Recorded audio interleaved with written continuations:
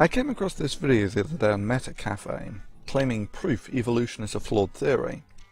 Well, as this has eluded the most intelligent people on the planet for the past 150 years, I thought this deserved a look. I mean, sure, they've forgotten that the Earth rotates and they have the Moon orbiting the Earth in the wrong direction, but I guess they simply wanted to conform to the standards set by their creationist peers. Whoa, pause. Fatal creationist mistake. They have attempted to use numbers. Fact check. When man went to the Moon, he didn't just play golf, but did some fascinating scientific work. They found that the Moon was about the same age as the Earth, 4.5 billion years old, and had a peculiarly small core, suggesting that the Moon was created by a large object colliding with the Earth some 4.5 billion years back. This also explains why the Moon is tidally locked with the Earth, that is, it rotates exactly once for each time that it orbits the Earth. They also left mirrors on the Moon such that we could measure the distance to the Moon with exceptional accuracy. This has allowed us to determine that the Moon is receding from the Earth at the rate of about 3.8 centimeters per year. Well, let's keep it in inches for the moment. That's 1.5 inches per year. That's half of what the creationist states. Now that's an interesting observation. Why is the Moon receding? If the Moon is moving into a higher orbit, then essentially it is falling upwards. Where is the energy required for it to do this coming from? Well, let's take a look at the Earth-Moon system. You are currently about 4 Moon orbits out into space. That's about 1 million miles. It's about 4 times further into space than any human has ever been. It's a long way from home, but it's still only 1/50th of the way to Mars at its closest. All the fascinating varieties of life we know live on the thinnest skin of that pale blue dot. Every human, every nation, every religion live on that spinning little dot, and from here, barely visible, can be seen the Moon. Let's take a closer look at a more cartoony version. Let's bring the Moon in such that we can see what's going on. Firstly, we notice that the days hammer by on this rather cloudless Earth as the Moon slowly orbits.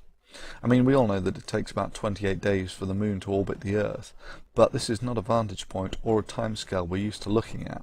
Now, the Earth has water on its surface, and this deformable matter is distorted by the gravitational field of the Moon to give 2 bulges.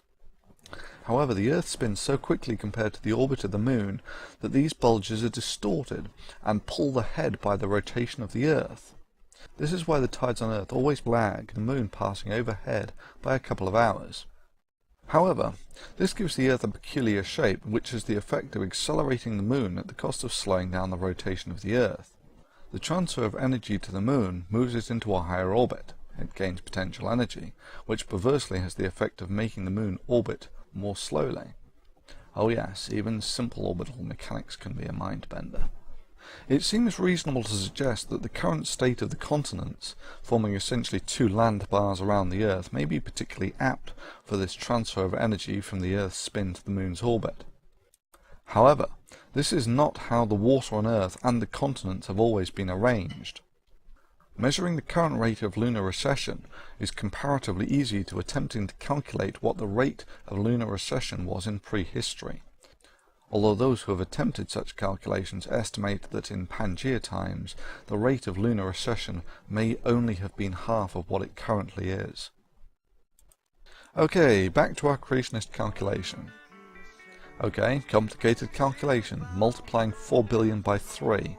The answer is 12 billion, I don't even need a calculator for that. And what does the creationist get? 1,230 billion.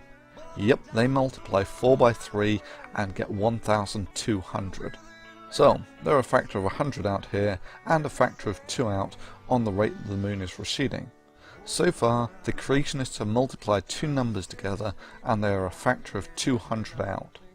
So according to the creationist video, if you now ignore the factor of 200 error in their calculation, the Moon would have receded 19 million miles by now, whereas the Moon is only 250,000 miles away. And then they claim that their inability to do maths proves evolution is wrong. Meanwhile, if you scrub the creationist error of a factor of 200 and apply the same creationist calculation, you get that the Moon was only about 130,000 miles away versus its current distance of 250,000 miles.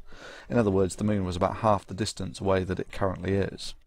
These numbers are in the same ballpark as the massive impact theory, where the moon coalesced out of the debris as a tidally locked elongated shape. But let's have a little fun with this creationist maths. A fast walker can typically move about 3 miles per hour. A typical walker moves about 600 miles per hour. That's about the same speed as a jet airplane, proving, using creationist maths, that cars can't have been invented and used by humans for transport, as your average human walking speed is about 10 times faster than an average car on the interstate.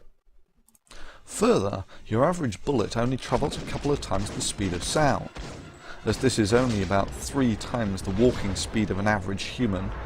That's calculated by creationist maths, of course. And this proves that guns are an ineffective way of killing people, as your average human could easily dodge the bullets. Your average human can jump a couple of meters or yards. Your average human can jump about half a kilometer or a quarter of a mile, proving using creationist maths that the bridges over the large rivers could not have been built by humans, as your average human could jump them with ease. Regrettably, creationists haven't figured out that ignorance is not a form of proof. Stupidity is not a way of knowing things. The amazing ability of creationists to multiply 3 by 4 and get 1,200 does not constitute a compelling proof why evolution is flawed.